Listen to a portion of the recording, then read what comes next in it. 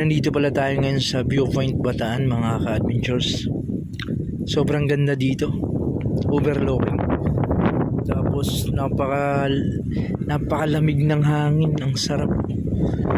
Tapos meron pala silang specialty dito, yung bulalo nila, pinakamasarap. Ang sarap ng sabaw. Tapos ganito kalamig yung panahon. Tapos mainit na sabaw yung hihigupin mo, ang sarap. Ang cute pala ng mga aso.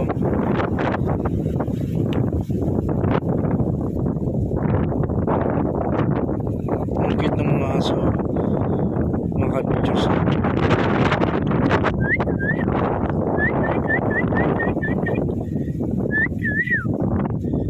Dito pala tayo ngayon sa Viewpoint Bataan. Sobrang sarap ng hangin, ang lamig.